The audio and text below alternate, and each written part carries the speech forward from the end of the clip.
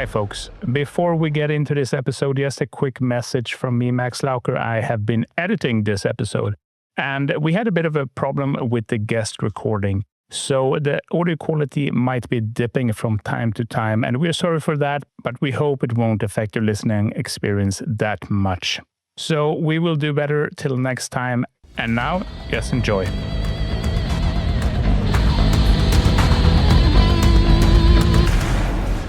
Welcome to another edition of Underground Strategy, and we are honored to have Jacqueline Reiter with us today.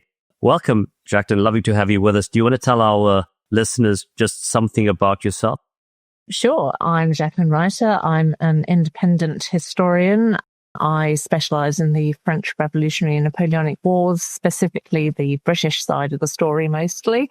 I have a PhD in history from Cambridge University, and I've just written a book called Quicksilver Captain about the life of Sir Home Popham, which I'm hopefully going to be talking a bit more about with you today. We're looking forward to that. And would you mind giving us a little bit about Popham, just maybe why he seems to be a bit of an overlooked historical figure? Sure.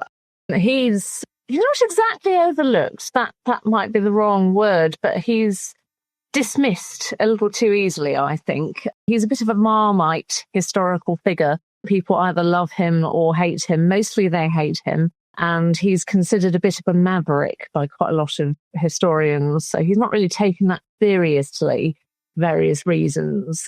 And many think he's downright dishonest. And there's something to that. I certainly wouldn't trust him as far as I could throw him. But there's more to him than just maverick pirate. And while I was researching his life, the more I read about him, the more I realized how enmeshed he was in absolutely everything in the high strategy of the period. And I really wanted to show how this one figure could have such an impact, even though he was he spent most of the war as a post captain, which isn't particularly senior. So that was partly what I wanted to get across with the book. Yeah, in your book, it does come across as a very interesting person and really smart, the way that you've portrayed him, and I mean the extensive archival work that you've done, but it comes across that he's pretty savvy. But maybe going back a little bit, could you tell us a little bit about how he cut his teeth and a bit about his time on campaign in the French Revolutionary Wars and also the Napoleonic Wars? Popham essentially pulled himself up by his own bootstraps. So it's quite an interesting story because he started off at the very beginning of the French Revolutionary Wars. He wasn't even in the Navy. He left the Navy in 1787 because he couldn't get any employment. Quite a common story in peacetime. And he became a merchant captain. And I could have written a whole book about his time as a merchant captain. He did quite a lot of interesting things, mostly illegal. And of course, that culminated in him getting his ship captured by the Royal Navy as a prize of war in July 1793. Whereupon he managed to get himself reinserted on the Navy list. And I'm still not quite sure how he did it, because everyone knew that he had had his ship captured. So I'm not quite sure how he managed, but he did. And he was very lucky. He was in the right place at the right time, because the war at that point was being fought in Flanders, mostly Flanders and Germany. And Popham was very familiar with Flanders because he essentially lived there and traded there for the last 7 years of his life. So he managed to make himself an expert and got himself noticed by the army, not by the Navy, by the army, who then employed him as an internal navigation expert as they retreated further inland away from the coast, because the French were doing rather better than everyone had expected. And Britain lost their allies, and the British army was isolated in the middle of Germany. And it was essentially Popham who managed to get them out of that sticky situation. He pulled on every single mercantile contact he had in the area, and he had a lot of them, and he managed to get lots of transport to get the British back from Europe to the mainland. So that was how he made his reputation. Very much deserved, to be honest. And later on in the war, perhaps his successes were rather less deserved. But he always brought that. You said that he came across as clever. I'm glad that came across, because he was sharp as tack. His brain was top notch. And he used his intelligence and his knowledge and all his skills over and over again, sometimes to get Britain out of sticky situations and sometimes to get Britain into sticky situations. But, the luck of the draw when you've got someone whose brain moves as fast as his does. It certainly did appear that way from your book, and you had such a good turn of phrase. I think he had done a survey of the coast and, potential attacks, routes and options for invasion, etc. And you said, well, after sorting out the British defense, he went off to the next thing. I thought you did that so well. It brings it through. You mentioned the illegal things that he had done, and you put a hook sort of just at the start of it, and it comes through. But why was Popham court-martialed, and what happened in Buenos Aires? Oh, yes, that's one of the major reasons that he really fell foul of his peers in the Navy, apart from having got all his starts in his life in the army, because he was court-martialed, and not only was he court-martialed, but he was found guilty at his court-martial. And this was in 1807. It's kind of the focal point of Popham's life. It's that there are two things that people know about Popham, if they know about him at all. One of them is his signal code, which I think we're going to talk about later. And the other one is Buenos Aires.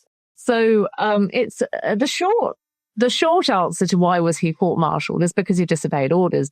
The long answer is going to be quite long because it's quite involved. He should never have gone to Buenos Aires. He was not really given orders to go. He had been sent to the Cape of Good Hope in 1805, because after war started again against France in 1803, well, let's go back a bit further to 1802 when the British signed the Treaty of Amiens. They handed the Cape of Good Hope back to the Dutch. Holland was a French satellite at the time.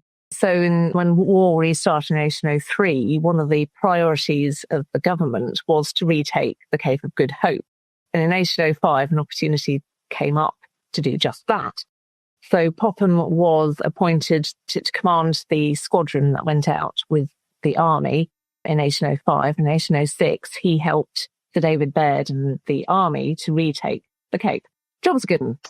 Fine, he can go home now, can't he? No, he's Popham. He doesn't want to go home. He's bored. He's done his job and he's looking for the next thing.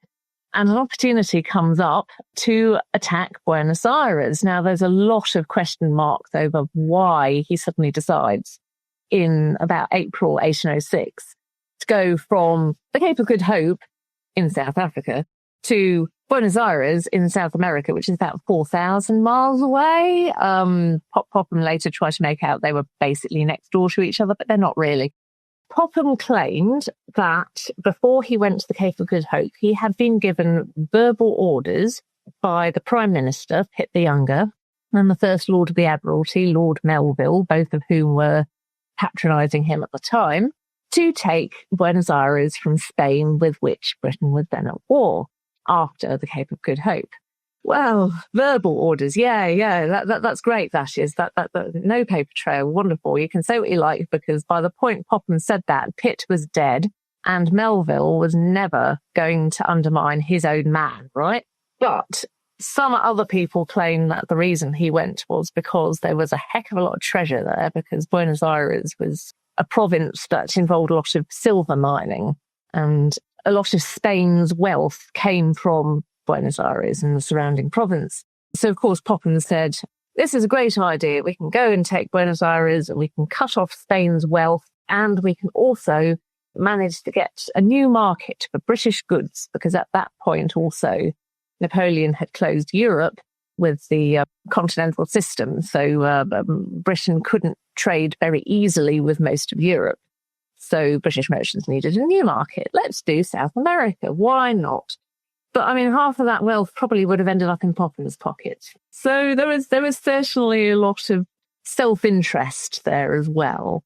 How much of it was patriotism and how much self-interest? I mean, that depends on who you speak to, which books you read, and of course, who you listen to in terms of whether you listen to Popham or whether you listen to Popham's enemies. To cut a long story short, rather too late, I fear, Popham took 1,500 troops from the Cape, plus the entire squadron that was supposed to be defending the Cape, to Buenos Aires, and they captured Buenos Aires.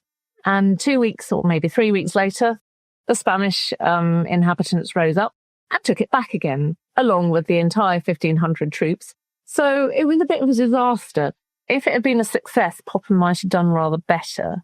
The other thing that might have saved him is that I think he counted on Pitt and Lord Melville standing by him, even if they had no idea what he'd been about to do. He thought they would stand by him, and he's probably right. They would have done. However, in January 1806, so a couple of months before Popham went to Buenos Aires, Pitt the Younger died, and his government collapsed and brought in the Whigs, Pitt's political enemies, and also Popham's political enemies. Unless he presented them with a massive success, they were never going to be very pleased with him. And he did not present them with a massive success. He presented them with a massive disaster. So court-martial was inevitable. And of course, he was guilty as sin. He did leave the Buenos Aires without orders. He did remove the entire squadron, leaving the Cape undefended. So he was never going to be let off. But, and this is the next part, I mean, there's so many surprises in Popham's life. 3 months after he was found guilty, he was re-employed. And not only was he re-employed, but he was made captain of the fleet, one of the highest positions possible for an ordinary captain, at Copenhagen in 1807. And this was because the Whigs fell and the Pittites, Popham's friends, were back in office again. So really, he was exceedingly lucky. He was very unlucky in some of his timings, and he was very lucky in others. So that's basically what happened at Buenos Aires, and it's absolutely gobsmacking. It really is. It's probably the biggest what the heck moment in his entire life. It's so good. And I just love it that he does some of these things on his own initiative, right? Like he's just like, yeah, this seems like a good idea. And I mean, clearly an ambitious person. And Jacqueline, before I go further, I just want to say that, for all the military people listening to this, you've probably created some serious inter-service rivalry with some of the points about, the Navy guy, navigating for the Army. And I love it because Max, he was Army and he always wanted to be Navy. If he could come on, he would be telling us that right now. So I think there's a couple of the Navy folks out there just nodding along like, yeah. And as the resident Capetonian, on this podcast, I love that the story involves, the Cape of Good Hope. Oh, yes. Well, there you go. Yeah, Popham was there as well. He was everywhere. It's so good. Oh, man. Yes, this guy really was. But I want to go into, if you can maybe give us a line about the title of the book, how that came about. And then also, you referred to him as an unreliable narrator. He left this mountain of evidence, but you're not sure if this wasn't, if it was a novel, you couldn't really trust the narrator. Very true. So Quicksilver Captain, the title, came from a quotation in one of the letters that Popham wrote. He wrote it in 1798, and he was just about to set out on the Ostend expedition, which is another expedition that he masterminded, which was to destroy the canal locks at Ostend, where the French invasion force was supposed to embark when they came over to Britain, whenever that would be, because there was a big threat of invasion at that point.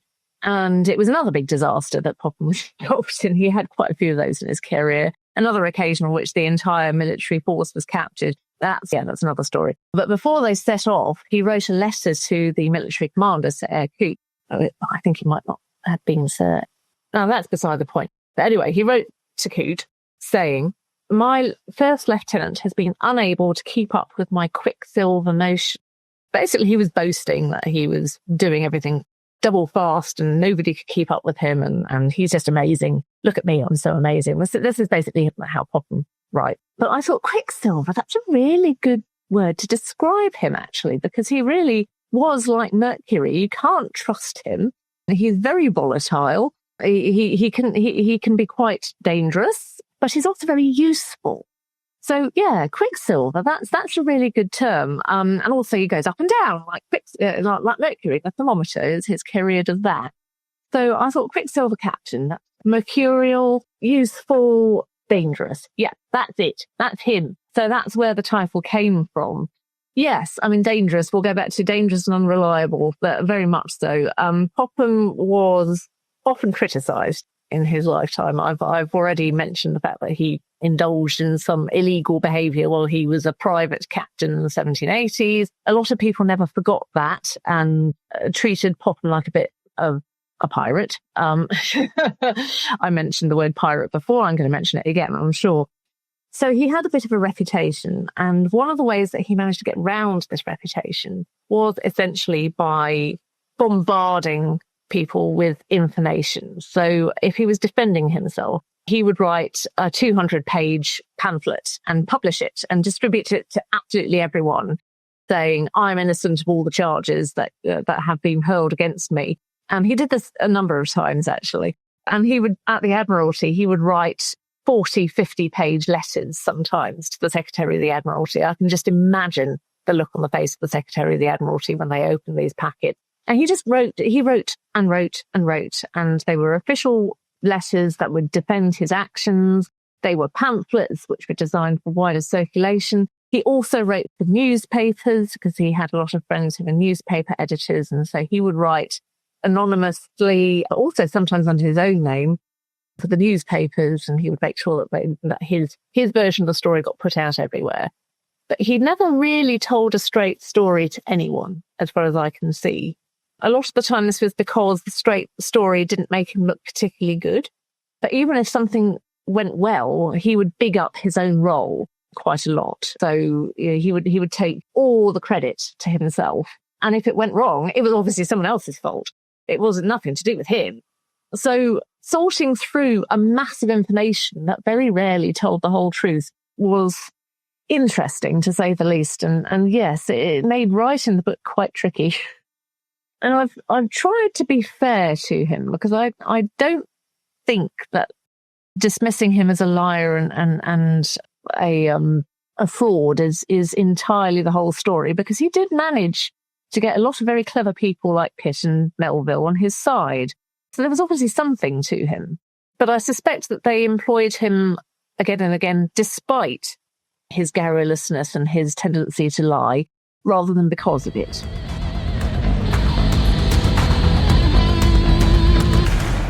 Quick pulse check. Are we on target? Drop a review on your app and hit subscribe on YouTube. Every click helps to keep the momentum going. Let's move ahead. That makes sense. And there also seems to be the point that you made earlier, Jacqueline, that he was useful. You know, when there were successes, they were significant. And that usefulness, can you tell us a bit about his signal book that he had come up with for naval communications, and maybe just a little bit how that had an impact on naval warfare? Yeah, well, Popham always liked to be useful. He was always coming up with new ideas. And I think this was mainly what appealed to people like Melville, who were always looking for a way, anyway, to defeat the French, even if it was just a tiny splinter in their heel. No problem, that's fine. Every little help, to quote Tesco. So Popham fit into that scheme very well. And yes, I mean, he was useful because he did create the signal code. And even people who hate him, can't stand him, think he was a complete fraud. As I said before, one of the two things that Popham is most famous for, the other being Buenos Aires. So I think it's probably what he's most famous rather than infamous for. He was always interested in communication. His first captain, Edward Thompson, was also very interested in signalling. And I suspect it's something that he picked up from Thompson when he was a young midshipman. Whenever he was involved in anything with the army, for example, he was always very concerned with communications between army and navy, which is obviously very important. And in 1800, he was employed as liaison with Sir Charles Whitworth, who was diplomat, and he was sent to ashore in Copenhagen to negotiate with the Danish. And Popham's job was to relay dispatches effectively from Whitworth back home. He discovered that the existing signal book, which was the official signal book at that point, was a 1794 one designed by Lord Howe, who had then been First Lord of the Admiralty when he wrote it. It was very good if you were in the heat of battle, because it had set phrases. So you could run up a couple of numbers and it would say something like broadside on the leeward side or whatever. It would give specific orders as to what to do, but it didn't cope with anything ad hoc. So it was absolutely useless for communicating with diplomats. So Popham designed a system One historian described it as 18th century texting, which I think was meant to be a bit of a joke, but is actually a really good way of thinking about it. So instead of making set phrases, you had words or even bits of words that you could cobble together to make bigger sentences. And so instead of having a set phrase, you would just run up several numbers and you would make a whole sentence. So this is how Nelson managed to signal England expects every man will do his duty at Trafalgar in 1805. He used Popham's signal code. Probably that's the thing that Popham dined out on the most for most of his life, I suspect. Yeah, you can't blame him, though. No, absolutely not. No. I mean, go for it, Popham. I mean, that's good stuff. It was clearly very useful. If someone like Lord Nelson was using it, it was obviously working. And Popham kept working on the signal code. He reissued several new versions of it. I think by the time he stopped, there was something like 20,000 different phrases that you could use and different combinations. You could basically say anything, which attracted the attention of the Admiralty itself, which then in 1814 made it the official Admiralty signal code. And it remains the official Admiralty signal code for, I think, about 100 years. That was his main legacy. It really was.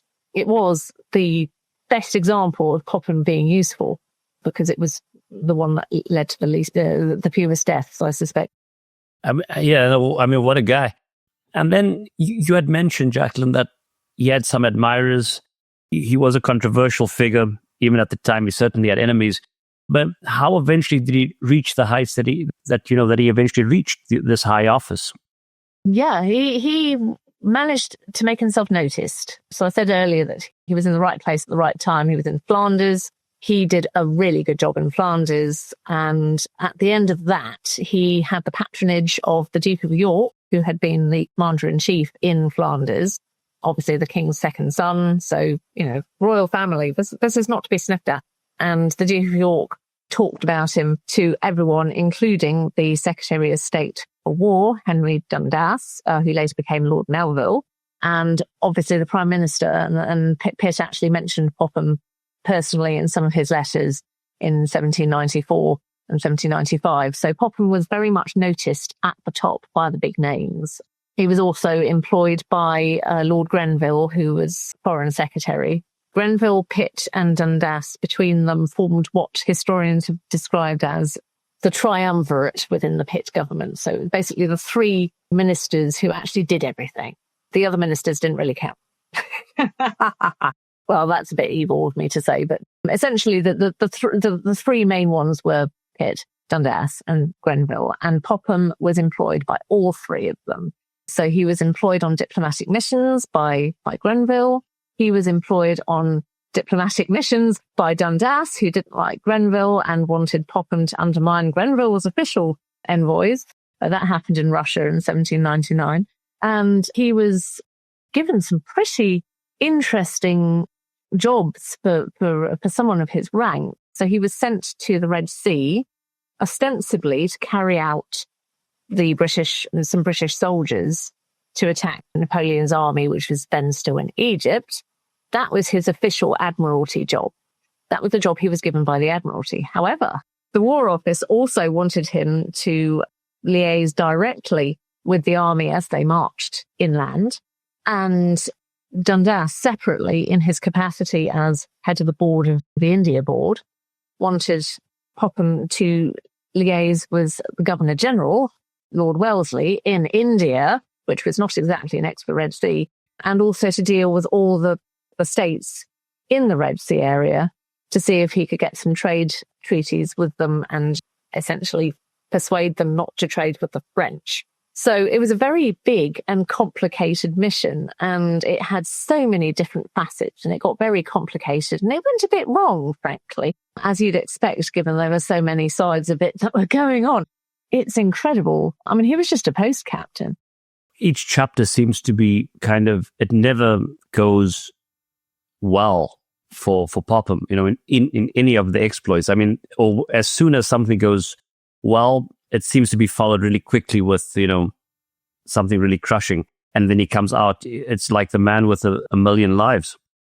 That's a good way of looking at it. And I can't remember if I think I did kind of draw parallels with A Cat with 9 Lives, and he did run through them in the end. This is a bit of an unfair question, perhaps, Jacqueline, but because, for a range of reasons, given who Popham was and, crystal ball stuff, but do you think that considering his career, Popham's career, if there are any lessons perhaps in terms of the military and diplomatic sphere, it could be good or bad?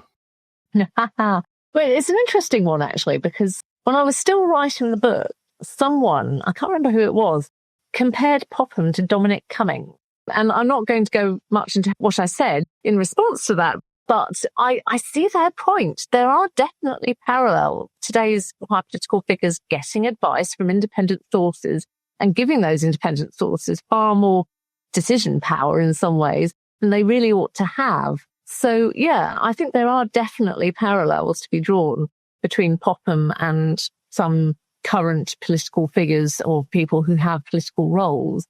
I don't think today's politicians have outgrown the habit of going to people who style themselves experts, but whose expertise is primarily limited to jumping up and down and shouting louder than anyone else. At the same time, I just want to stress that I don't think that Popham's influence was entirely negative. The government at the time did need bold strokes. They were in some desperate straits when Popham was first employed in the 1790s. I mentioned the threat of invasion. War wasn't going particularly well. Anything that could damage the French was going to be good.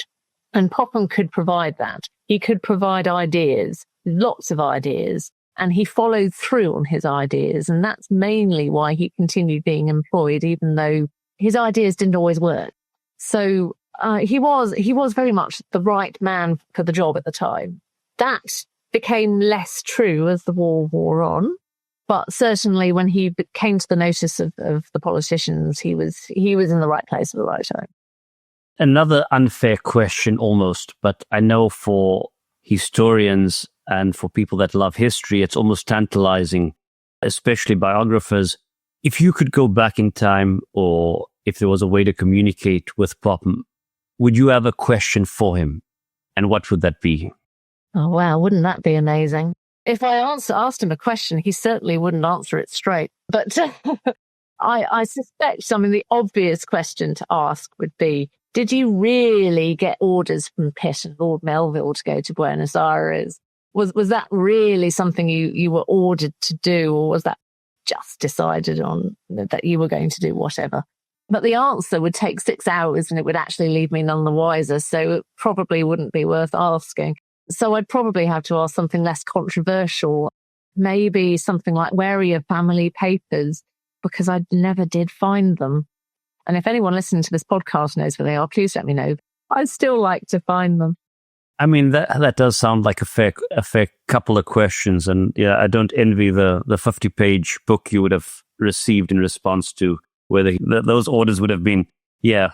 But I think we can assume, what you've hinted at, that there weren't any. Probably not. And as we're coming to the end of it, Jacqueline, it's been an absolute pleasure. One last question, and what's next? You've written quite a lot, on the period, on certain historical figures. What's next? Well, it's not going to be for a while because I've got rather less time than I had before now, but I do have some ideas. I'm afraid for the listeners of your podcast, it's probably not going to be directly strategy based or military history even perhaps, but I do want to write about someone who has links with the military and links with politics, because that's basically what I do. I write about people who have a foot in the military world and a foot in the political world. Ideally, though, I'd like to write about a woman, because I am one, and I quite enjoy reading books about women, so I think that might be my next choice. I have a few names in mind, and they are going to be Napoleonic, for sure. May not be British. So watch this space. I've never written about someone who's not British, so this is going to be a departure. It feels like you've left a lot of clues, but you aren't giving much away, Jacqueline, and we respect that. We'll definitely be in touch to, get a bit more information as time goes on. If it's anything like the books that you have out there, I'm sure it's going to be a great success. Thank you so much for being with us today. We'll, of course, add your books not only this one, your other books too, in the show notes. And we look forward to getting some feedback from our listeners too. Oh, well, thank you very much for having me. It's been an absolute pleasure to be on.